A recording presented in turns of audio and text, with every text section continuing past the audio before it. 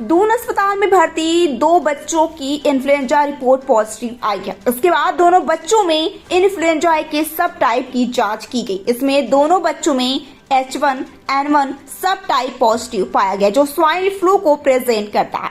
चिकित्सकों का कहना है कि H1N1 एक सीजनल इन्फ्लुएंजा वायरस का प्रकार है, जिससे घबराने की नहीं बल्कि सावधानी बरतने की आवश्यकता है।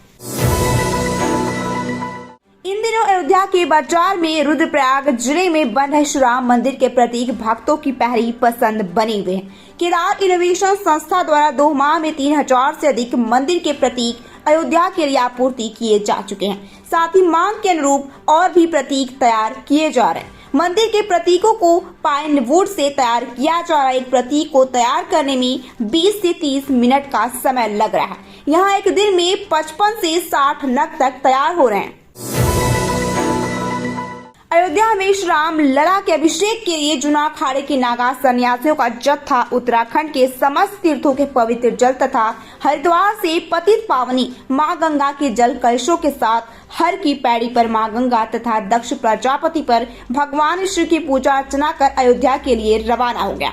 आज सुबह जय श्री राम हर हर महादेव के जय घोष के साथ नागा सन्यासी श्री आनंद भैरव व हरिद्वार की अधिष्ठात्री देवी माया देवी की पूजा अर्चना कर अखाड़े के अंतर्राष्ट्रीय सचिव श्री महंत महेशपुरी, मुख्य पुजारी श्री महंत सुरेशानंद सरस्वती के नेतृत्व में नागा सन्यासियों का जत्था हर की पैड़ी पहुंचा, जहां मां गंगा की पूजा अर्चना कर दुग्ध अभिषेक कर पवित्र गंगा जल से कलश भरा गया। इसके साथ ही उत्तराखंड के समस्त तीर्थों से लाए जल से पूरित कलश का भी पूजन अर्चन किया गया। यहाँ से पवित्र कलशों को लेकर नागा सन्यासी दक्षेश्वर महादेव मंदिर कनखल पहुंचे तथा भगवान शिव का अभिषेक कर अयोध्या में राम मंदिर में रामलला की प्राण प्रतिष्ठा की निर्विघ्न संपन्न होने की प्रार्थना भी की।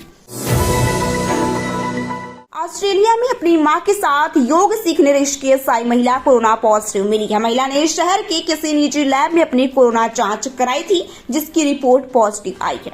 आपको बता दें कि 8 जनवरी को ऑस्ट्रेलिया से एक महिला अपनी मां के साथ तपोवन क्षेत्र में योग परीक्षण के लिए आई थी। वह यहां गंगा किनारे स्थित शहर के एक होटल में ठहरी थी। बताया जा रहा है कि महिला ने शहर के किसी निजी लैब में अपनी कोरोना जांच कराई थी, जिसकी रिपोर्ट पॉजिटिव आई है। इस सीजन अभी तक बारिश या बर्फबारी नहीं हुई है, लेकिन मौसम ने अपने तेवर दिखाने शुरू कर दिए हैं। शुक्रवार को मैदान से लेकर पहाड़ तक शीत दिवस होने के साथ इस सीजन का सबसे ठंडा दिन भी रहा। वहीं आज से अगले 4 दिन तक शीत दिवस जैसी स्थिति बनी रहेगी।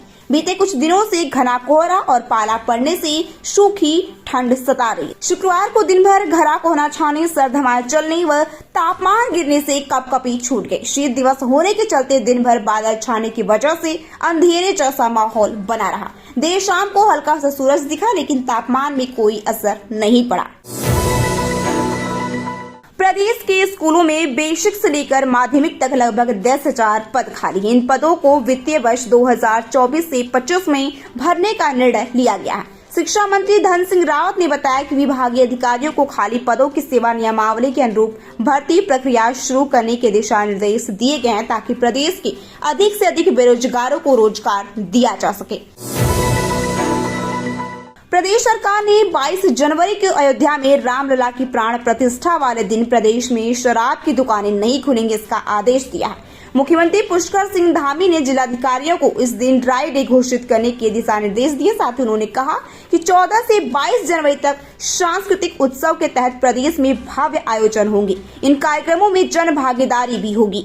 राज्य सचिवालय में जिलाधिकारी से वर्चुअल बैठक में मुख्यमंत्री ने सभी प्रमुख मंदिरों, घाटों, प्रतिष्ठानों, शहरों में बड़े स्तर पर स्वच्छता अभियान चलाने के भी दिशा निर्देश दिए।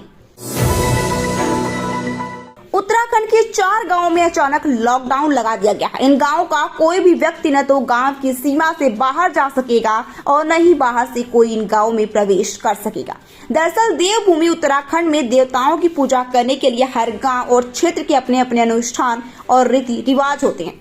ऐसे ही एक रिवाज सीमांत जिले चमोली की उर्गम घाटी के 4 गाँव में खुशहाली, अच्छी फसल और सेहत के लिए अनुष्ठान चल रहा है। प्रत्येक 60 साल में होने वाली यह पूजा 4 दिन तक चलेगी। पूजा अर्चना निर्विघ्न चले, इसीलिए गांव की सीमाओं पर पूजित चावल व अन्य अनाज से मंत्रों के जरिए लक्ष्मण रेखा खींच दी गई है।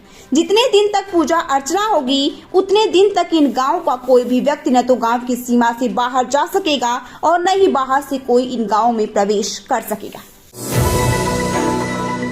उत्तराखंड के कुमाऊं में भले ही इस सीजन अभी तक बारिश या बर्फबारी नहीं हुई, लेकिन मौसम ने अपने तेवर दिखाने शुरू कर दिए। वहीं दिन भर चली सर्द हवाओं से हल्द्वानी में शुक्रवार का तापमान लुढ़ककर मुक्तेश्वर से भी नीचे चला गया। ठिठुरन भरे माहौल के लोग धूप के दर्शन को तरस गए। वहीं नैनीताल, भीमताल समेत पर्वतीय जिलों में दिन में धूप खिलने से मौसम खुशगवार रहा। मौसम विभाग के अनुसार अगले 4 दिन तक मौसम में कोई बदलाव नहीं आएगा। मैदानी इलाकों में शीत दिवस और घने कोहरे को लेकर चेतावनी जारी कर दी गई है। जिला अस्पताल में सर्द मौसम में रात भर ठिठुरने वाले रोगियों को जल्द राहत मिल सकेगी। अस्पताल प्रबंधन जल्द ही प्रथम चरण में सभी वार्डों में एक हैलोजन हीटर लगाएगा। जरूरत पड़ने पर और हीटर की व्यवस्था भी की जाएगी।